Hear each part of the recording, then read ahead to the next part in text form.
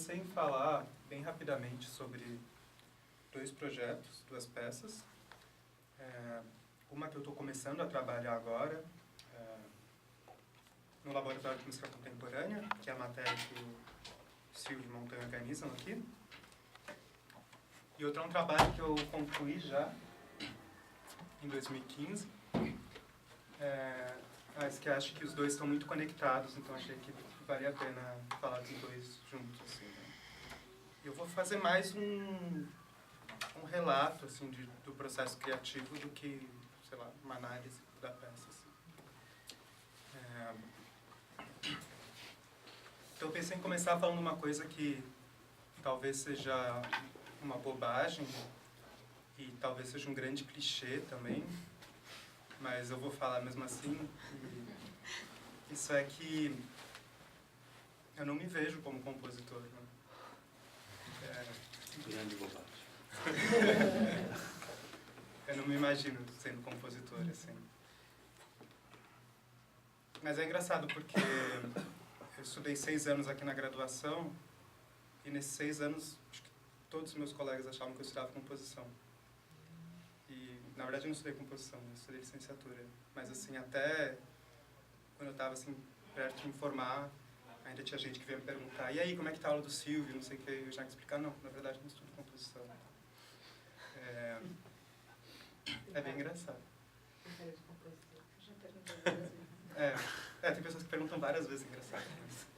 Mas é problema da pessoa, não é?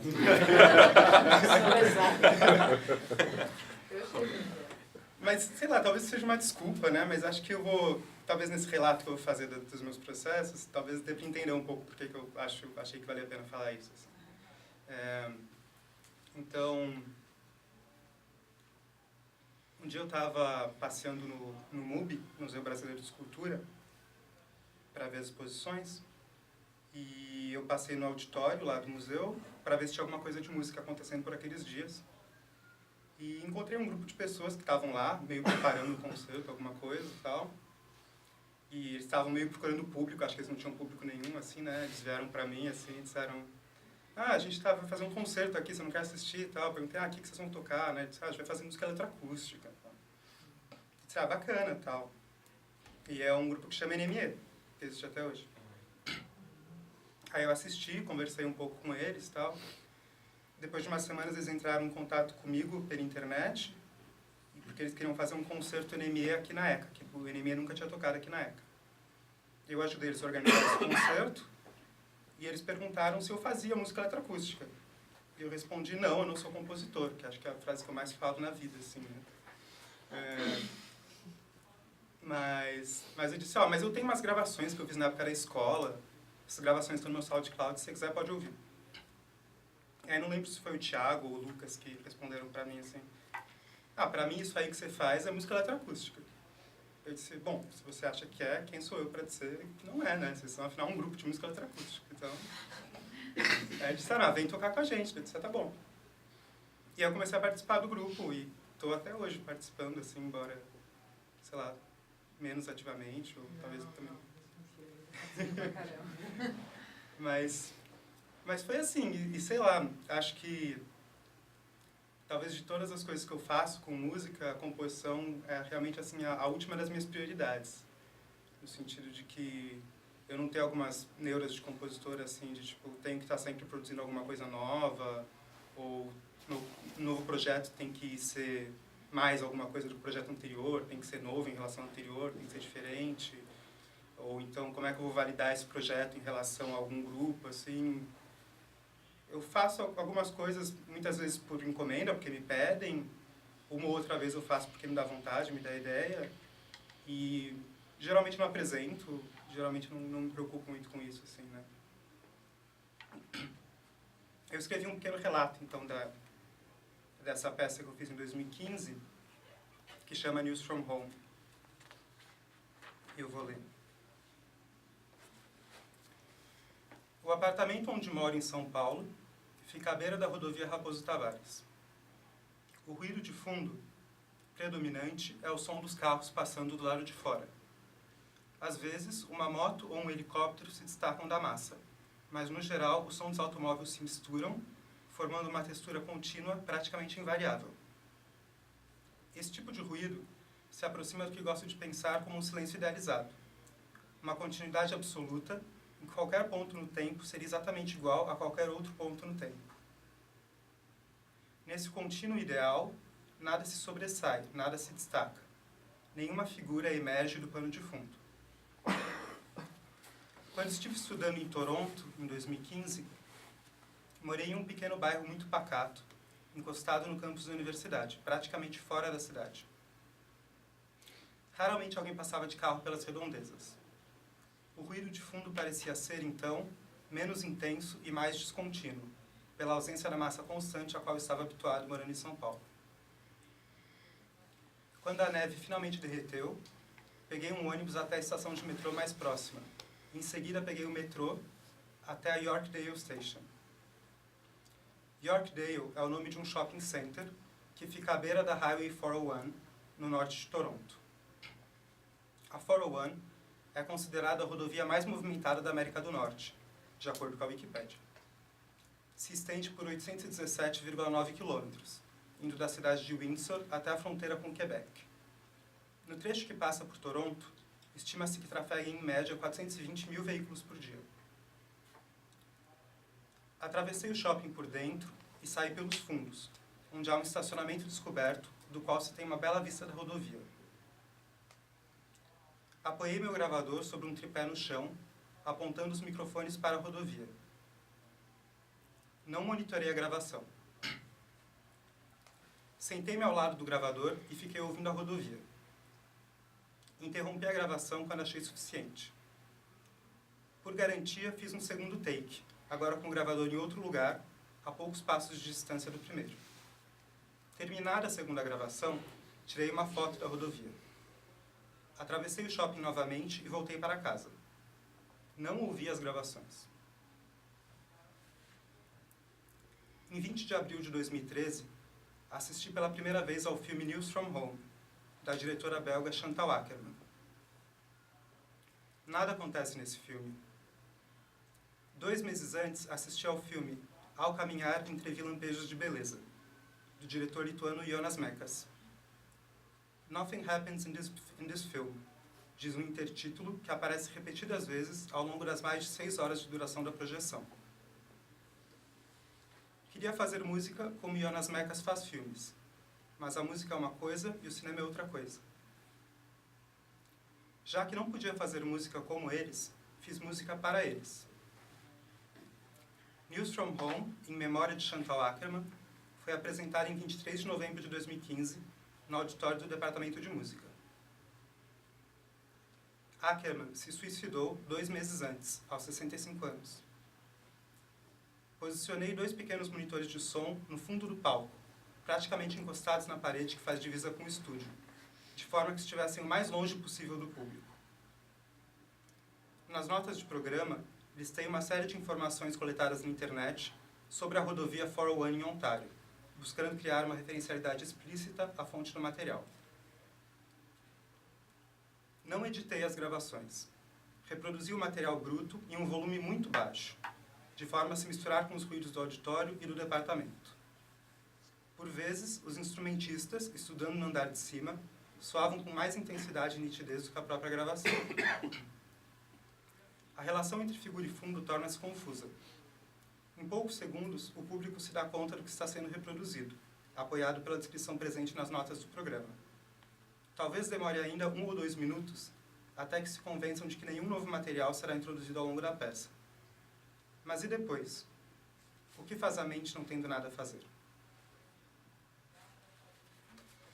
Aí eu mostraria um pedacinho da documentação dessa peça, mas depois eu posso postar para procurar na internet. Tem. Aí o projeto que eu estou fazendo agora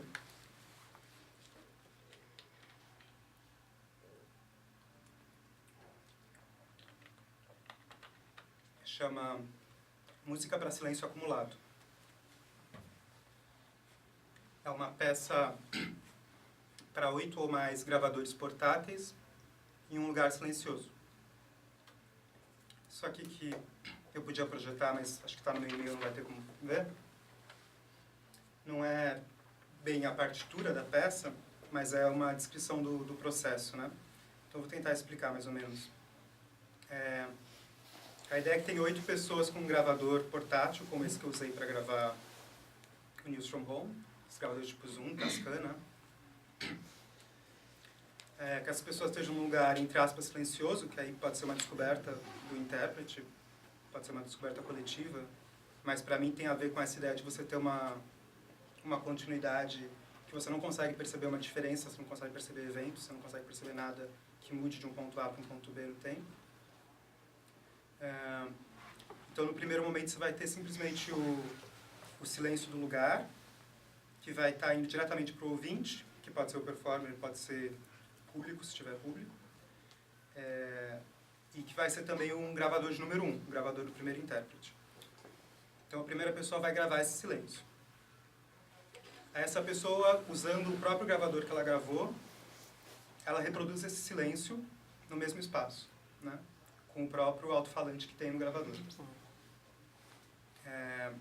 A ideia é que esse silêncio seja reproduzido mais ou menos na mesma intensidade do que o silêncio que já está na sala, não é uma coisa que se sobressai. Que, na verdade, é uma coisa bem difícil, assim, na prática, porque o silêncio real do lugar tem pouca intensidade, mas ele está em todos os pontos, e a fonte do gravador é uma fonte muito pontual. Mas, enfim, mas a ideia seria essa. Então, o gravador ele vai reproduzir isso que eu estou chamando de uma memória do silêncio, que é a gravação do silêncio que estava no lugar. Então, nesse segundo momento, o ouvinte vai ouvir a memória do silêncio mais o silêncio do lugar. Idealmente, as duas coisas são iguais, mas na prática é claro que a gente sabe que não são. Primeiro porque o gravador tem uma caixinha de som desse tamanho. Segundo, tem diferença sempre no silêncio, tem uma mudança contínua. Então, vai ter essa sobreposição do silêncio com o que eu chamo de memória do silêncio. Aí, nesse momento, uma segunda pessoa dispara o gravador e grava a soma do silêncio da sala com o silêncio que está sendo reproduzido pelo primeiro gravador. Aí, essa segunda pessoa reproduz a gravação junto com a primeira gravação que está sendo reproduzida. Então, você vai acumulando camadas de silêncio, isso vai sendo reproduzido até chegar em 8 camadas. E a minha ideia não é criar um super silêncio, um silêncio intenso, mas seria simplesmente criar um adensamento desse silêncio, que não precisaria significar uma intensificação do silêncio, mas minha ideia é como se eu pudesse pegar o ar e fazer uma coisa assim, né? Pegar uma coisa que seria um nada e tentar condensar esse nada, assim, né? Seria a ideia poética. E aí eu eu preparei essa peça para uma aula, né? Esse projeto, para uma matéria aqui, que tem professores de composição, alunos de composição. E eu escrevi isso e eu pensei, acho que falta alguma coisa para isso ser uma composição. Assim. Não sei se mostrando isso é suficiente para eu justificar meu projeto. Assim, né? Parece pouco. Então, o que eu fiz 2 formas, que são esses desenhos aqui. A primeira que eu chamei de forma exponencial, a segunda é o que eu chamei de forma piramidal, né? Que é simplesmente a descrição do tempo, né? Então, você tem um período de 16 minutos e eu subdividi esse período. Então, quando que o primeiro gravador liga, quando que o segundo gravador liga, quando que vai estar soando tudo, quando que não vai estar soando nada. E acho que valeu a pena ter feito isso, porque algumas pessoas comentaram algumas coisas sobre essas formas, parece que acharam legais, mas, na verdade, para mim, isso aqui é a coisa menos importante, assim. Na verdade, eu fiz, assim, as formas que pareceram mais óbvias de pensar. Mas, não sei, acho que talvez o processo não dependa disso, ou talvez cada vez que se apresente pode se fazer uma forma diferente, isso possa acontecer de uma forma diferente. E é isso, e a gente vai começar a ensaiar, uma peça que está no processo de criação. Legal. Acho que a composição está te atrapalhando, né? Tá vendo tudo bem até que você tem que desenhar esse gráfico. Mas eu fiquei só com uma dúvida. Esse processo de acúmulo, ele é necessariamente num mesmo espaço ou seria adensamento de silêncios de proveniências diferentes? Não, é sempre o mesmo silêncio, né? Então, uma pessoa que grava esse silêncio a outra pessoa vai gravar esse silêncio de novo, só que agora entendi. junto O processo com eu o entendi. silêncio. Tá? Você testou isso? Oi? Você testou isso? Testamos isso com poucos gravadores por enquanto. Mas vai ficar semelhante assim ao Avan Lucia, ao trabalho do Exatamente, jeito a gente fica com essa Kierkegaard. dúvida, né? Vai Uma soar chave, como né? um acúmulo dos módulos Sim. de... O feedback de lento, regressão você vai sensorial. montando né, lentamente. I'm sitting in a room. Lembra um pouco. O meu solfejo disso é que a partir de um certo momento a peça fala mais sobre como que é o som do gravador, como que é o som do falante do gravador, do que como que é o som do silêncio. Porque, na verdade, qualquer coisa contínua que o gravador grava vai sair uma coisa muito aguda, assim, um shhh. Então acaba virando um shhh, que tem alguma legal. semelhança com esse Então, o trabalho silêncio. que tem mais a ver com a exposição do dispositivo de gravação do que propriamente. Eu estou legal. pensando nisso a partir de um certo momento. Uhum. E outra coisa que eu acho interessante é também a fronteira entre isso funcionar e não funcionar. No sentido de que, se você tiver uma coisa que não é totalmente contínua, que é claro que vai ter, por exemplo, você tem um estalo em certo momento, isso vira uma repetição, vira uma espécie de, sei lá, um cânone, vira uma coisa que você percebe que aquilo está se repetindo, né? Isso seria, entre aspas, um erro, mas ao mesmo tempo é uma coisa que eu acho legal que aconteça, que revela um pouco do processo também. Tem alguma instrução, para isso a pessoa pode escolher o que ela quiser. Quer dizer, tem alguma instrução para o primeiro gravador, para a primeira pessoa? Quer dizer, grave o silêncio, você pensou nisso? Ela pode escolher o tipo de silêncio que ela quiser. Eu não penso... Então, justamente como eu não estou pensando isso bem como uma partitura, que tipo, eu vou dar para alguém vai tocar, eu penso que isso vai ser escolhido coletivamente. A gente eu estou pensando isso por um concerto que vai ser no MAC, a gente vai estar junto, a gente vai achar junto um lugar silencioso no MAC, que nem a outra peça que eu estava falando. Não, pode estar. Eu acho que só de fora também. Não, mas assim, só tanto isso quanto a outra peça que eu falei, News from Home, eu nunca penso como uma coisa assim que depois eu vou colocar no SoundCloud e as pessoas vão ouvir em outros contextos. Assim, pra mim tá muito ligado a eu tô compondo uma peça que eu vou tocar ali naquele lugar, aquele dia, sabe? Então eu sei que eu vou estar lá, eu sei que as pessoas que vão estar assistindo me conhecem, sabem um pouco da história, sabem que eu estava em Toronto, que eu voltei, que estou fazendo uma peça chamada News from Home nesse contexto. Então acho que todas essas camadas são importantes para mim. Eu posso fazer uma pergunta ali, né? Era o Zé que ia perguntar. Zé, desculpa, faz. Na verdade, assim, uma coisa que eu estava pensando assim, você tem duas dimensões aí, né? Que são, na verdade, três, mas são duas coisas que são meio parte de uma coisa só. Que é, você tem essa coisa do artefato, né? Que é criado, assim, quando você faz uma história lá. Então você grava, porque justamente você tem uma limitação na reprodução do gravador, você vai ter em qualquer um, né? E aí você tem a soma disso de gravadores diferentes, vai ter pequenas variações, mas que vão estar mais ou menos naquela região ali. E a tendência é você ir revelando as características do dispositivo, né? Do que você está gravando, reproduzindo, etc. e tal. E tem isso num outro nível, que é o nível do espaço mesmo. A relação do espaço com o dispositivo, né? O espaço ele vai ter uma característica, né? Ressonante, né? De ressonância ali dele, e você vai ter uma característica de como o dispositivo interage com o espaço. O que daquele espaço vai acabar ressoando no dispositivo também. Né? Mas uma coisa que eu acho interessante assim desse tipo de proposta, quando eu acho que é o grande objetivo de tentar dar certo, né, é a história de você criar uma situação, você começa... É louco que você está querendo, na verdade, ouvir um silêncio, mas aquele silêncio inicial, ninguém está muito aí para ele. Né? Então, você está, na verdade, querendo ouvir o que vai acontecer com aquilo. Né? Você engaja a escuta de uma forma diferente, né? De uma peça feita em 4:33, assim, que ela não tem essa proposta de você voltar para ela depois. Né? Você começa, vai... Quando você começa a ter, você tem uma coisinha que vira uma espécie de loop, que teve um estalo, um carro que passou, alguém tosse, uma coisa assim, aquilo vai voltando e vai articulando o espaço e o dispositivo de novo. Né? E aí a escuta vai se engajando com aquilo também. Que é o aspecto da elaboração, né? Quase como um desenvolvimento, né? No sentido é um desenvolvimento meio cumulativo, né? Meio meio acid jazz, assim, né? Você vai entrando elementos, daqui a pouco você tem um monte de coisa. Essa comparação.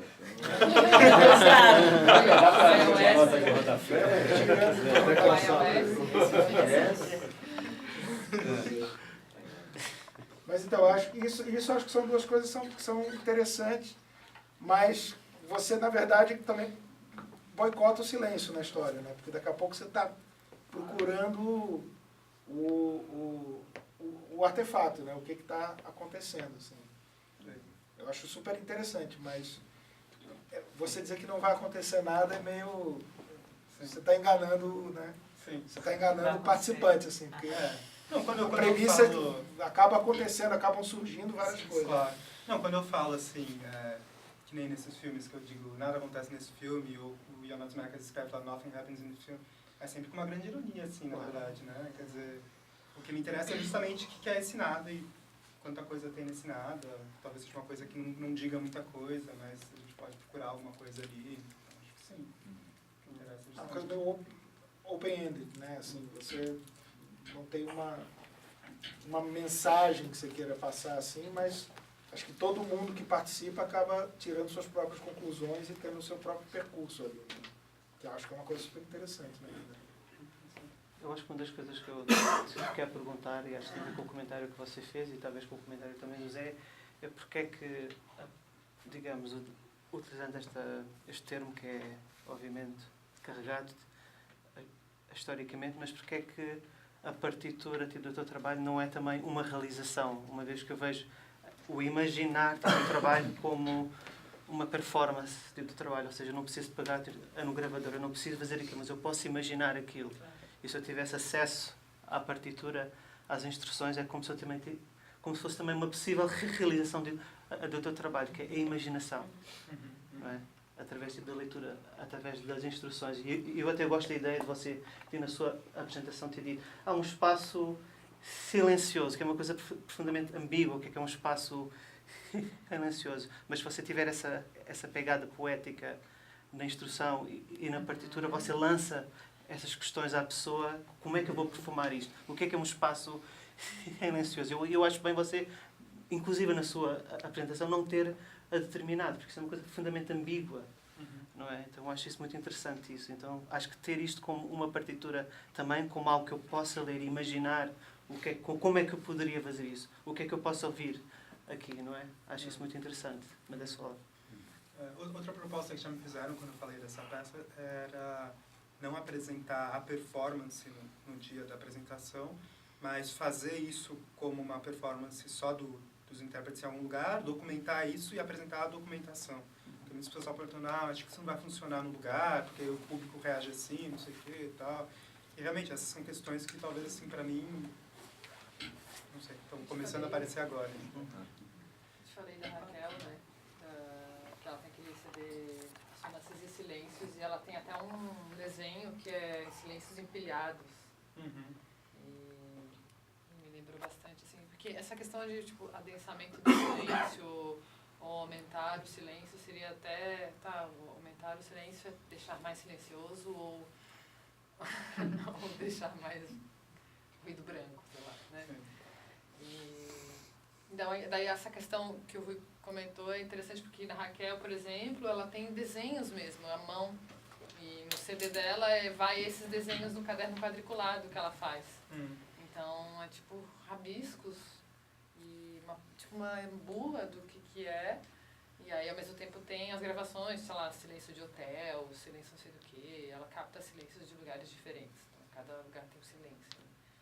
Tem silêncio do fundo de rio, e conecta bastante assim, com esse lado como é a performance, né, do trabalho, assim, e qual é a possível escrita desse trabalho, partitura, sei lá.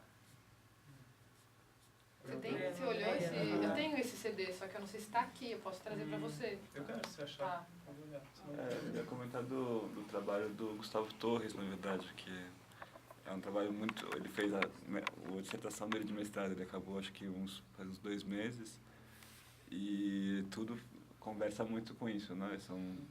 Ele fala sempre sobre o vazio das coisas, e acho que tem uns 4 trabalhos que ele fez que são processos parecidos, assim. Legal. E é interessante pensar também, você falando que não é compositor, e o Gustavo também é artista visual, né? Então também são... o que é ser compositor com isso? São mais uma questão de nomenclatura do que qualquer coisa, né? E inclusive ele fala que não é compositor e que os trabalhos não são de arte sonora. Torres. Eu me pergunto se de repente o que está mais em jogo não é a escuta, mas a fantasia, né? Assim, a imaginação acústica, a expectativa que você cria a partir da descrição e as hipóteses que se lançam, como você falou, né? O ruído do dispositivo, de repente a gente lembra do Alvin Lucier e pensa assim, não, mas pode ser que surja um acorde que é a cor da sala, onde aquele silêncio foi registrado. Tem tantas possibilidades, tem a possibilidade que tudo se anule, né? Porque por causa de alguma coisa estocástica, que quando você tira a média fica zero. Tem alguém dar um grito e fazer uma... Não, com o público aí tem a inversibilidade do público, né? Que é tudo menos silencioso, eu acho. Já parte de uma premissa que é uma premissa muito complexa, que é isso, né? Assim, onde é que você arruma um lugar silencioso, hoje em dia, por exemplo? Né? Então, já começa meio, né? Gustavo, ele fala, não, você não falou que é o silêncio, mas acho que ele tem meio quase que uma definição de silêncio que acho que é muito particular, né? Tem a ver com essa estaticidade, sim, na verdade. Continuidade, né? Isso tem menos a ver com som, mas com movimento, talvez. E que é uma estaticidade que tem uma densidade muito grande de elementos. Né? E isso você pode, sei lá, fazer silêncio na Marginal Pinheiros. Sim, nesse sentido sim. Mas é exatamente isso, um silêncio que ele dura o tempo do primeiro take ali, né? A partir do momento que você toca esse silêncio de volta, ele você já vai ter, se você fizer isso em qualquer lugar, na verdade. Um pouco a ideia de ruído também. Você grava o ruído, musicaliza, ele deixou de ser porque você desruidizou o ruído. Aí você começa a mapear aquilo, né? Você começa a se envolver com aquela história, né? Então, daqui a pouco começa a pintar um negócio ou outro, um evento ou outro que começa a se tornar um mapa daquele tempo ali. Né? Mas você está falando... Não, você estava falando das formas de apresentação. Achei que, nossa, eu fiquei imaginando várias coisas. Pode ser muito rico. Você pensar como o Rui estava dizendo, como você apresenta. Você pode sim acontecer uma performance. Nesse caso, que você vai participar, eu também gosto muito de fazer as coisas, né? Então você ter, de uma certa forma, você participar do processo e guiar, sendo compositor ou não, né, da coisa. Acho que o nome, como o André disse, eu assim como você me incomodo com esse nome, mas acho que essa é uma outra questão. Mas você pode ser tanto a performance como as instruções, a partitura, ou, por exemplo, os inícios dos processos. Acho que uma fotografia ela pode disparar uma série de coisas junto com uma instrução, por exemplo, que é de você provocar o solfejo, a imaginação. Acho que está nesse lugar que é super incrível. Quer dizer, você tem um monte de realizações sonoras que estão acontecendo na cabeça de uma pessoa, né? E é diferente na cabeça da outra e tal, de starts. Né? Como é que você dispõe esses starts pode ser uma maneira de pensar as realizações. Então, achei super... Eu fiquei imaginando aqui um monte de possibilidades. Então, sei lá, se você tem interesse por isso. Não sei se esse gráfico que você mostrou, você falou que estava mais preocupado com as pessoas, com, sei lá, uma formalização do que seria e tal. Talvez não pela formalização do que seria, mas de ser um disparador, né? Uma foto, porque é um gráfico, né? De repente para um compositor, não sei se esse era o discurso que você estava falando, né? Puxa, os caras, achei que era pouco, precisava de mais coisa tem a ver com uma estruturação, sei lá se é essa discussão, mas poderia ser uma foto, né? Poderia ser um começo de um áudio em que o processo todo não está lá, mas, entendi, como é que, por exemplo, como o Zé imaginou os problemas, né? E vários outros, né? Esse estalo que você falou, e você mesmo já tem um monte de solfejo disso, Sim. né? Acho que pode ser super legal pensar nessas formas e que vão materializar ou atualizar a escuta para cada pessoa que for Uma coisa que me ocorreu participar também, daquilo, né? ouvindo, assim, nessa história agora, foi... Até um tempo atrás a gente fez uma brincadeira com isso, era uma coisa que uma pira que o MIG tava de fazer ele queria fazer uns gravadores modificados